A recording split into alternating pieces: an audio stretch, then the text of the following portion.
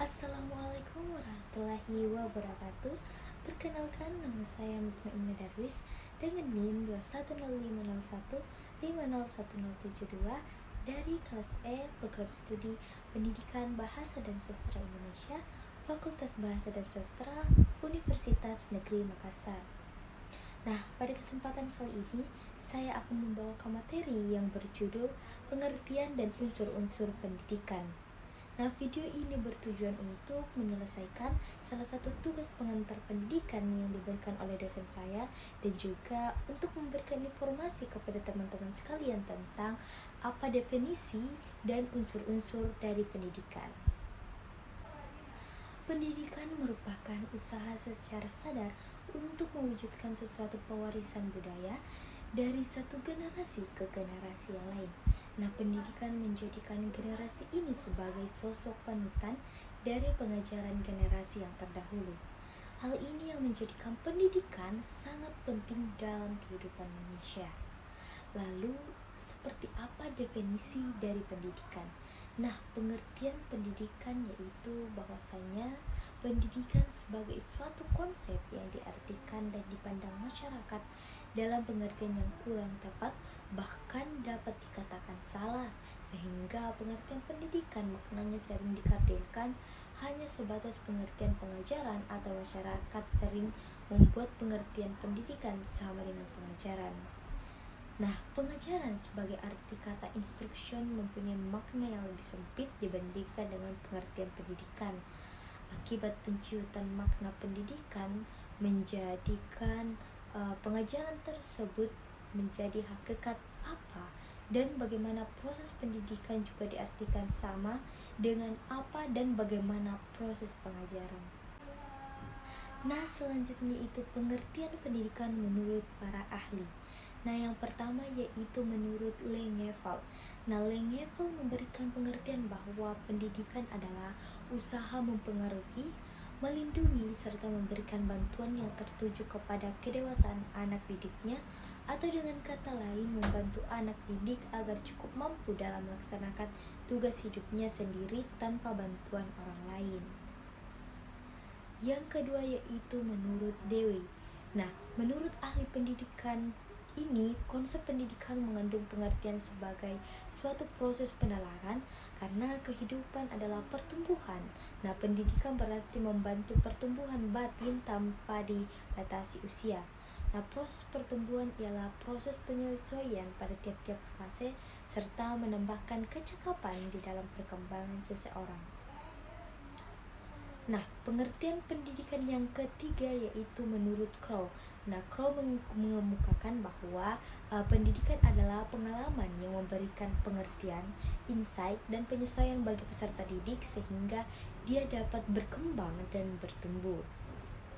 Nah, yang keempat yaitu menurut Theodore Bramall. Nah, pendidikan sebagai kekuatan berarti mempunyai kewenangan yang cukup kuat bagi kita, bagi rakyat, banyak untuk menemukan suatu dunia, bagaimana yang kita inginkan dan bagaimana mencapai dunia semacam itu. Nah, tidak ada satu fungsi dan jabatan di dalam masyarakat tanpa melalui proses pendidikan. Pendek kata, seluruh aspek kehidupan memerlukan proses pendidikan baik di dalam maupun di luar lembaga formal. Selanjutnya yaitu pengertian pendidikan dalam arti luas. Nah, pendidikan juga secara luas diartikan sebagai proses perubahan sikap dan perilaku seseorang atau kelompok dalam upaya mendewasakan individu melalui upaya pengajaran dan pelatihan. Nah, dalam arti luas, menurut Soyo Mukti mengatakan bahwa pendidikan adalah kehidupan. Nah, pendidikan adalah semua pengalaman belajar yang berlangsung di semua lingkungan seumur hidup. Nah, pendidikan adalah segala situasi kehidupan yang mempengaruhi pertumbuhan individu. Pendidikan seumur hidup berarti bahwa pendidikan adalah bagian dari kehidupan itu sendiri. Nah, pengalaman belajar dapat terjadi di semua lingkungan dan di sepanjang hidup. Jadi dalam arti luas ini, pendidikan dianggap sebagai proses yang berkelanjutan dalam kehidupan. Nah, selanjutnya itu pengertian pendidikan dalam arti sempit. Nah, menurut Rupert Schlecher bahwa Dalam arti sempit, pendidikan identik dengan persekolahan, yaitu kegiatan belajar dan mengajar formal dalam kondisi yang terkendali dengan karakteristik tertentu. Jadi dalam hal ini, pengertian pendidikan terbatas pada kegiatan formal di lingkungan tertentu, di sekolah maupun di perguruan tinggi. Dan dalam pengertian sempit ini, pendidikan hanya terbatas pada mereka yang berpredikat sebagai siswa atau siswi di suatu sekolah yang merupakan legitimasi atau berarti mereka telah terdaftar pada suatu lembaga pendidikan. Dalam arti sempit, selain dibatasi oleh predikat dan lingkungan, pendidikan juga terbatas pada dimensi waktu, di mana terdapat variasi lama pendidikan masing-masing individu dapat bergantung pada kemampuan pribadi, ekonomi, dan faktor lainnya. Selanjutnya yaitu pengertian pendidikan dalam pendekatan ilmiah. Nah, yang pertama yaitu berdasarkan pendekatan sosiologi. Nah, berdasarkan pendekatan sosiologi, pendidikan dipandang identik dengan sosialisasi, yaitu proses membantu generasi muda untuk dapat menjadi anggota masyarakat yang diharapkan. Yang kedua yaitu berdasarkan pendekatan antropologi. Nah, pendidikan dipandang sama dengan enkulturasi, yaitu proses di mana seseorang menyesuaikan diri dengan budaya masyarakat dan mengasimilasi nilai-nilainya. Yang ketiga yaitu berdasarkan pendekatan ekonomi. Nah, pendidikan dipandang sebagai human investment atau usaha penanaman modal pada diri manusia untuk mempertinggi mutu tenaga kerja sehingga mempertinggi produksi barang atau jasa. Yang keempat yaitu berdasarkan tinjauan politik. Nah, pendidikan diartikan sebagai proses peradaban, yaitu upaya mempersiapkan warga negara sesuai dengan cita-cita bangsa dan negara. Nah, yang kelima yaitu berdasarkan pendekatan biologi. Nah, pendidikan berarti proses adaptasi. Nah, hal ini sebagaimana didefinisikan oleh Hornell bahwa pendidikan merupakan proses penyesuaian diri yang terbaik dari seorang manusia yang sadar terhadap lingkungannya. Nah, yang terakhir yaitu berdasarkan pendekatan psikologi. Nah, pendidikan identik dengan personalisasi, yaitu upaya membantu perubahan tingkah laku individu untuk mencapai perkembangan optimal menjadi diri sendiri. Nah, itulah tadi mengenai pengertian pendidikan. Nah, selanjutnya itu unsur-unsur pendidikan. Nah, Umar Tirta Haja dan S.L. Lasulo mengemukakan bahwa unsur-unsur pendidikan terdiri atas yang pertama yaitu peserta didik. Nah, peserta didik adalah anggota masyarakat yang berusaha mengembangkan potensi diri melalui proses pembelajaran yang tersedia pada jalur, jenjang, dan jenis pendidikan tertentu. Nah, peserta didik sebagai komponen yang tidak dapat terlepas dari sistem pendidikan sehingga dapat dikatakan bahwa peserta didik merupakan objek pendidikan tersebut. Nah, peserta didik dapat definisikan sebagai anak yang belum memiliki kedewasaan dan memerlukan orang lain untuk menjadikannya menjadi individu yang dewasa, memiliki jiwa spiritual, aktivitas, dan kreativitas sendiri. Yang kedua yaitu pendidik. Nah, orang yang membimbing atau pendidik merupakan pelaku utama dalam tujuan dan sasaran pendidikan, yaitu membentuk manusia yang berkepribadian dan dewasa. Nah, yang dimaksud dengan pendidik yaitu orang yang bertanggung jawab terhadap pelaksanaan pendidikan dengan sasaran peserta didik. Nah, pendidik harus memiliki kewibawaan atau kekuasaan batin dalam mendidik dan menghindari penggunaan kekuasaan lahir atau kekuasaan yang semata-mata didasarkan kepada unsur wewenang jabatan. Yang ketiga yaitu interaksi edukatif. Nah, interaksi antara pendidik dan peserta didik yang diimplementasikan dalam suatu lembaga pendidikan adalah untuk mencapai tujuan pendidikan. Nah, dalam rangka mencapai tujuan pendidikan, perlu adanya interaksi yang baik antara peserta didik dengan pendidik. Dan selain itu diperlukan pola komunikasi yang baik pula.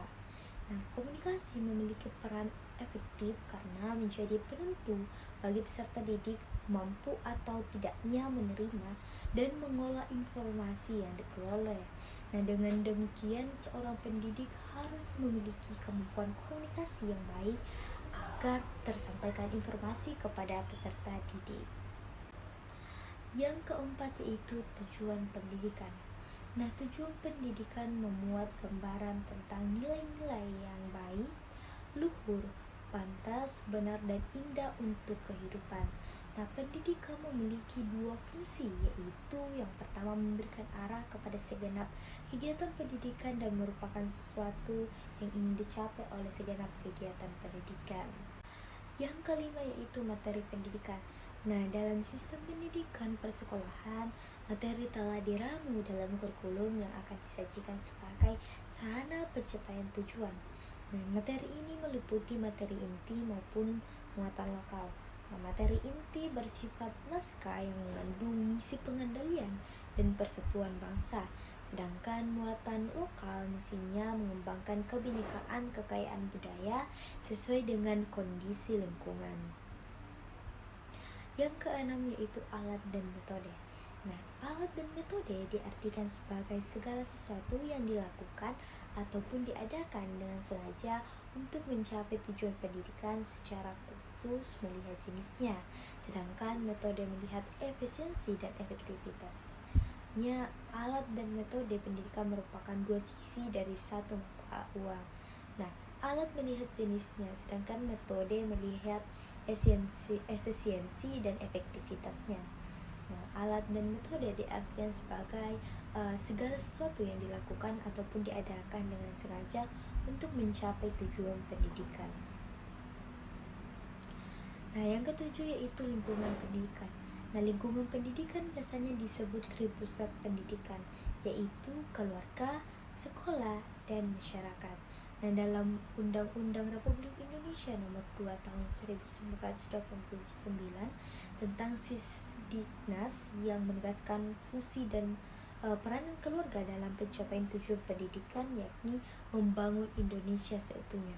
Nah, lingkungan keluarga merupakan pusat pendidikan yang penting dan menentukan, karena itu tugas pendidikan adalah mencari cara membantu para ibu dalam setiap keluarga agar dapat mendidik anaknya secara optimal. Sedangkan sekolah merupakan sarana yang sengaja dirancang untuk melaksanakan pendidikan. Dalam kemajuan suatu zaman, keluarga tidak mungkin lagi dapat memengaruhi seluruh kebutuhan dan aspirasi generasi muda terhadap ilmu pengetahuan dan teknologi. Nah, semakin maju suatu masyarakat, semakin penting peranan sekolah dalam proses pembangunan masyarakat. Dan sekolah seharusnya menjadi pusat pendidikan untuk menyiapkan manusia sebagai individu, warga masyarakat, warga negara, dan warga dunia masa depan.